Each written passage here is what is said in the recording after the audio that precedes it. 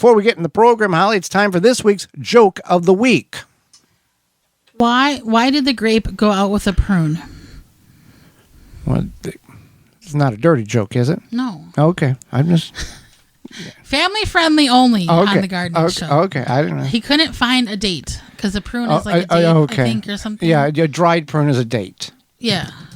Is that right? Yeah. All right, so this week's garden joke is brought to you by Rescue.com.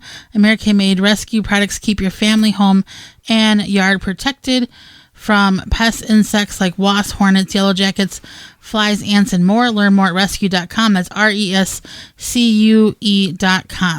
Oh, well, it's getting to be that time in certain portions of the country where the outdoor gardening time frame is dwindling. And you may want to continue that activity over the winter months, but you don't want to go through the expense or the effort of doing a high tunnel or a low tunnel or investing in a possible greenhouse or something of that type of environment. But you can grow indoors very simplistically, and we'll go over some of the things in which you can grow, we've grown, and have been successful at growing. So the first one, and it doesn't, I know like a lot of people think about this, but then a lot of people might also not think about this, is herbs. And a lot of people often miss this one. Maybe you think, okay, I only grow herbs outside. I've never tried growing them indoors, but herbs are fairly easy to grow out inside, indoors. And you can simply do it on a windowsill. It's not something that has to be complicated. And then this way you have fresh herbs year round. Yeah, it doesn't have to be a winter thing. You can do it year round. You can do it year round. And the nice thing is that some of these are, or most of these are, cut, come again, etc. Basil, sage, rosemary, they have their own little quirks about them, but we had done that for years, getting an old hanging basket container and utilizing it on a south-facing window. And the window location is key, too. You're not going to have as great success on a north-facing window as you would on a south-facing. That's number one spot. And number two is either west or east.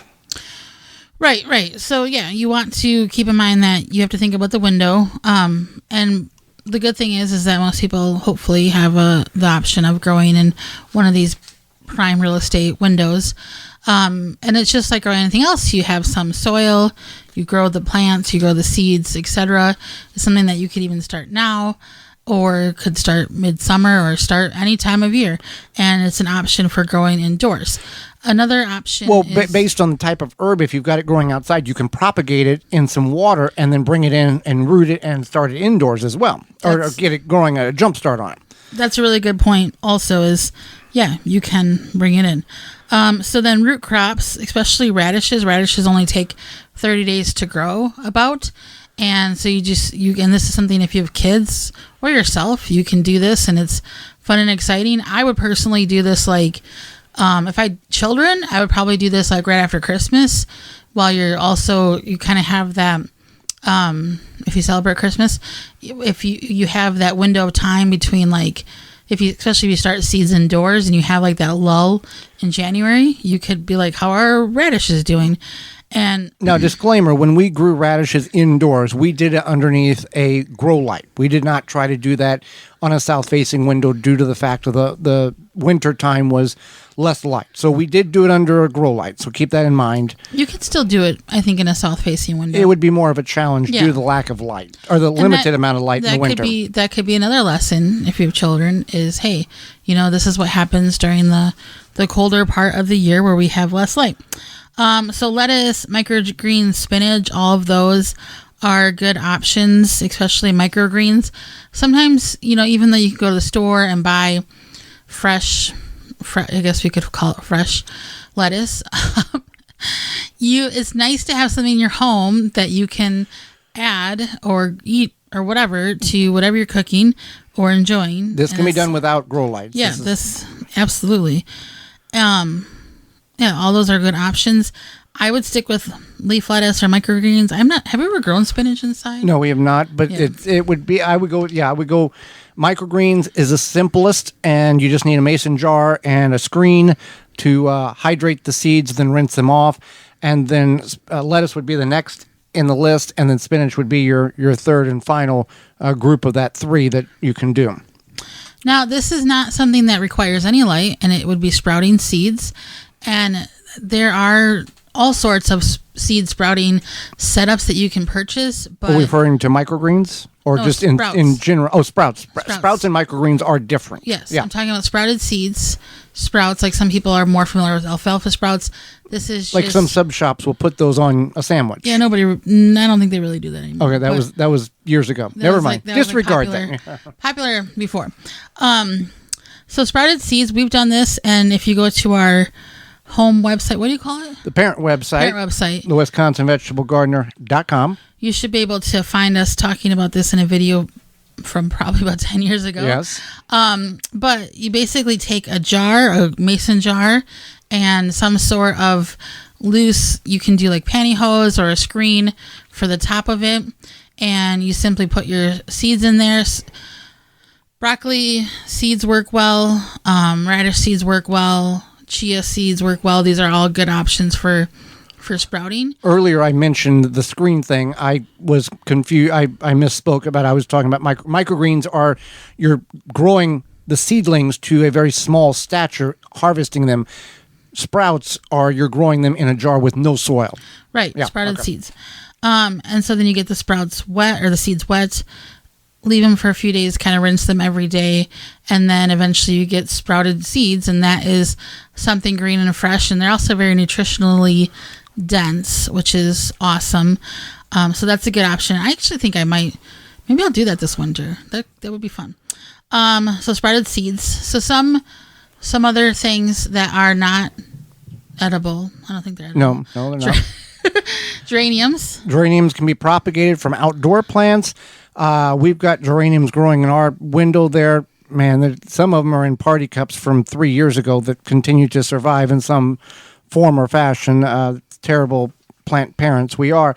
But they do quite well in the window sill. And if they get too big, just cut them back. We've done some dramatic cutbacks on some geraniums, and they have survived some very harsh haircuts. Yeah. And actually, our cat keeps messing with one of them, so we're going to have to figure that out. He wants the dead part.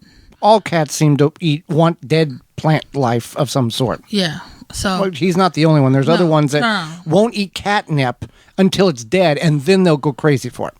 Right. Or cat grass. Cat grass, whatever it is. I don't know what the appeal is, but yeah. So geraniums, coleus, that's another one you can propagate, especially if you have a friend who has a coleus. Is just like beautiful leafy plant that is an accent to a lot of plantings outdoors, especially in places like along the sidewalk of municipalities or outside of buildings. If you're not familiar with a coleus is, Google that. There is some phenomenal unique patterns that these different varieties are distribute. Yes, if you have a friend who's growing it, maybe you're growing it, propagate it. And there I saw a sign on one of the social media sites. It was at a garden center. It said, taking pieces for propagation is stealing, and we're watching. That's why I said from a friend. I didn't say, go along the sidewalk. Or in front of the library, or at the city hall. It's wherever it may be. You pay to the taxes. You can take a piece of plant, and go. But if propagate. everybody propagated a piece, there wouldn't be any. Not everybody's going to ever propagate. You'll be fine. Anyway, I practice leave no trace. So do it at dark. Yeah. So another one I want to mention is Christmas cactus. Christmas cactus blooms around Christmas. So while this is in like the houseplant category, if you're like, I want something fun and it's going to bloom, and the beginning of winter, that's Christmas cactus for you. And then succulents are, I don't really have any experience growing succulents, but a lot of people like to grow them. There's a lot of different varieties. Low light availability. Yeah, low light availability. It's a good indoor plant. I also just don't want to, let you forget this. While this is not a flower necessarily or something you're going to eat, but houseplants make a great addition to any home. You have one above the fridge. I have one above the fridge. I have a Monstera. I think that's how you say it. And I need to separate it. It's like 3 years old too. maybe 4. 4. It's not. I'm not even sure. And when it's one of these things is, oh, the leaves are wilting, we need to water it. We don't pay attention to it at all. No, we're kind of, and it's, yeah. You're a garden radio host. You should love your plants. We do love our plants, but we have other things going on too. It's not. Yeah. So if you want to, I guess, a stupid easy plant to grow, get yourself a Monstera. But yeah, so, and houseplants you can purchase like at grocery stores. You can purchase at like big box stores. You can purchase at your local garden center. They're not hard to find. Sometimes, somebody might gift you a house plant. So, but if you're going to go buy a house plant, let's say you're like, well, I don't have a house plant. I want to buy a house plant. Google, go to your favorite search engine and search, simple house plants. Get a little information. Okay, that one. Figure out what you might be able to maintain. Exactly. Yeah. Well, this one needs moisture, no really light. That would be a good bathroom plant. I got a corner in the den that needs, figure out. Just don't go buy something because it's on sale and it looks pretty. Yeah. Or exactly. Or maybe you should just get some of these fake plants. There you go. Yeah. With that being said, something that is real is Walton's. And they have everything you need to go from animal to edible.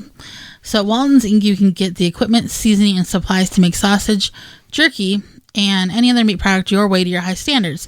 Walton's has another website called meatgistics.com to help educate people on the hows and whys of meat processing, as well as a community of almost 15,000 users that will help give their opinion and guidance on meat processing issues. And it is the time here where people are harvesting things like to feed their family in the woods, deer, bear, here in Wisconsin where we are. So who knows what people are getting out there. So you can go to meatgistics.com. That's the informational site. Walton's has a full line of their meat grinders, mixers, sausage stuffers, and more to help you go from animal to edible. Walton's everything but the meat. You can use code GROW50, that's GROW50, to save 10% off your orders of $50 or more. And if you're one of these individuals that have no problem eating meat, and if you're a vegetarian or vegan, that's your deal.